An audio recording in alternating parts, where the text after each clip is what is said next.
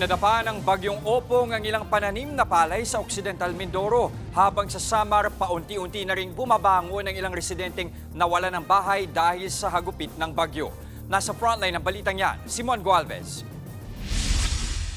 Ganito ang iniwang pinsala ng bagyong Opong sa Calbayog City sa Samar na isa sa mga unang tinumbok ng bagyo noong Biyernes. Nagtumba ng malalaking puno, nagkanda wasak-wasak ang mga bubong ng bahay habang gibari ng ilang estruktura. Nagkalat din sa highway na yan ang bakas ng mga punong winasiwas ng bagyo sa Sibuyan Island sa Romblon. Humambalang na sa kalsada ang mga nagtumba ang puno kasunod ng pinagsamang lakas ng hangin at buhos ng ulan.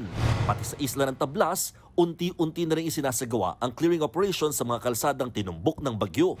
Ayon sa lokal na pamahalaan, higit 1,000 bahay ang lubos na nasira ng bagyo sa 15 bayan sa Romblon.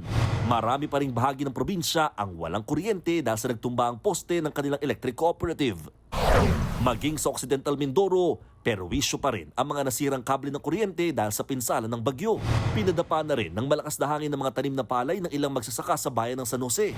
Pati ang tulay na ito sa bayan ng Magsaysay, halos bumigay na sa lakas ng pagragasa ng baha. Hindi muna yan pinapadaanan sa malalaking sasakyan.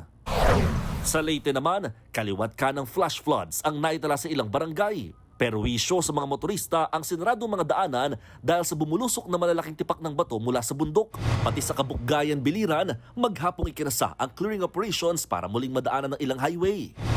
Habang ang flood control project na ito sa Matag-Ob, Leyte, lalo pang nasira sa hagupit ng bagyo.